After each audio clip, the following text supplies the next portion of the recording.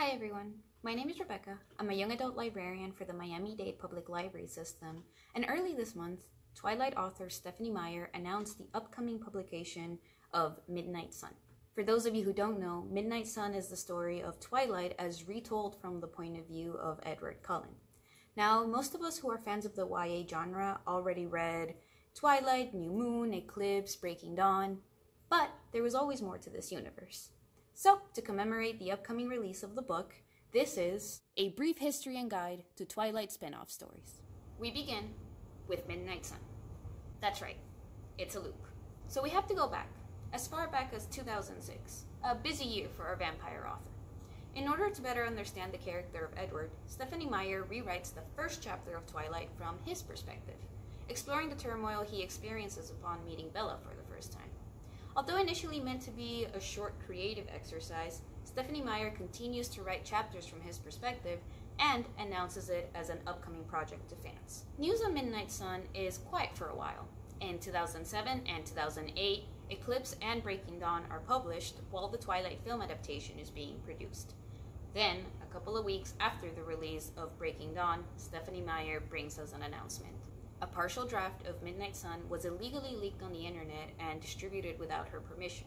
As a result of the leak, and voicing a general need to take a little break from her vampires, Stephenie Meyer makes the already leaked chapters available for free on her website and puts the project on hold indefinitely. Before the leak happened, Stephenie Meyer had given the available chapters of the book to Twilight film director Catherine Hardwicke and to its lead actor Robert Pattinson.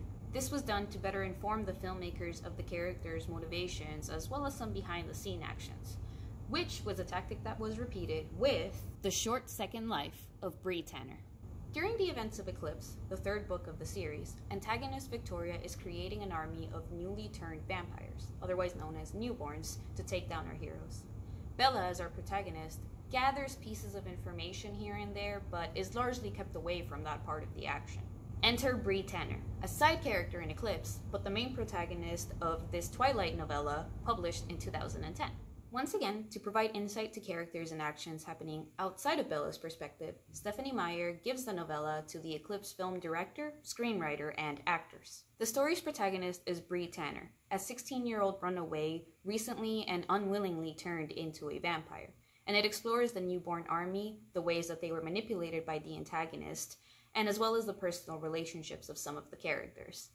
It also features slightly more traditional vampires who have no qualms in hunting humans.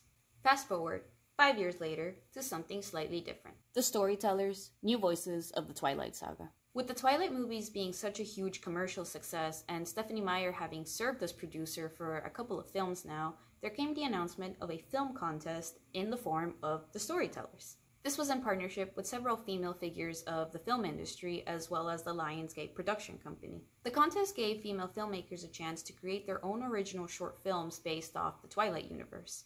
After the filmmakers were picked, they were given a budget, and the final products were distributed through Facebook and later voted on by fans. The 7 films, all written and directed by women, are about 8 to 12 minutes in length and explore the lives of several Twilight characters, such as Alice, Carlisle, and even members of the Volturi Guard.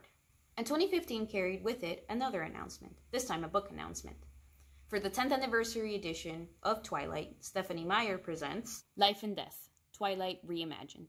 This publication came basically as a complete surprise, announced almost immediately before it was available to the public. In an interview, Stephenie Meyer had said that she was a little worried putting the title and cover out there a little early would have led fans to believe it was the much anticipated Midnight Sun.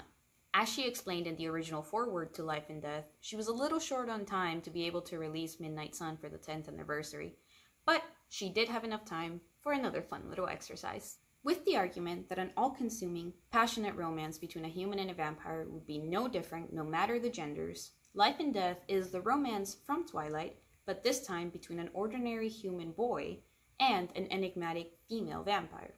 And so, Bella Swan becomes Beau Swan, and Edward Cullen becomes Edith Cullen.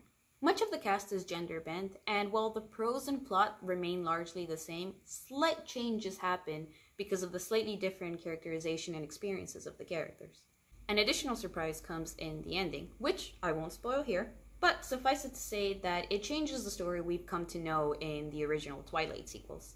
Jump another 5 years to the year 2020. We finally cut up to the present with Midnight Sun, set to release August 4th, 2020, after being on hiatus for 12 years. 12! The day it was announced, a lot of fans couldn't help but reflect on the length of time that had passed and what it meant to them personally.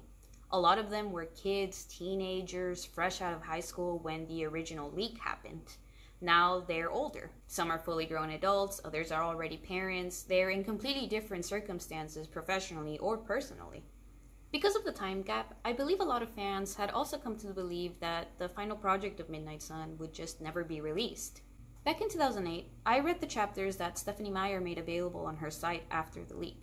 The original partial draft of Midnight Sun ends at chapter 12, which I always thought was interesting because chapter 13 of Twilight is the now infamous meadow scene, which is argued to have begun the entire series. I had always wondered how that scene would play out from the perspective of Edward Cullen, and I only had to wait 12 years to find out.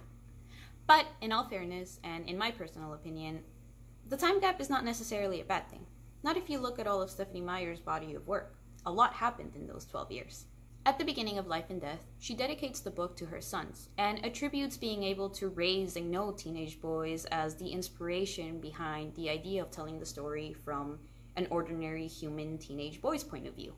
Her work as a film producer and experience in that industry led to the creation of the Storytellers Contest. And in that time, she published more than just Twilight books. She published an adult sci-fi novel, an adult thriller novel, several short stories. Like I said, a lot happened in those 12 years. And while writers don't always draw from real life to write their books, sometimes some elements can be influenced by their experiences. Stephenie Meyer was only 29 years old when she started Twilight. A young Stephenie Meyer wrote from the perspective of a young Bella Swan. Now, 17 years later, the older, more experienced author has written from the perspective of the older, more experienced Edward. So, I for one am excited to see how her voice, and as well as the voice of her hero, has evolved during that time. Let us know what you think, and let me know if you're excited for the upcoming release of Midnight Sun. If you'd like to revisit the Twilight series while we wait for August, your Miami-Dade Public Library system has the books available through ebook, audiobook, and physical book formats. The ebooks and digital audiobooks are available through Overdrive and Access 360. You can visit our website at mdpls.org to request the books. And keep an eye on our online catalog for Midnight Sun. Bye, everyone.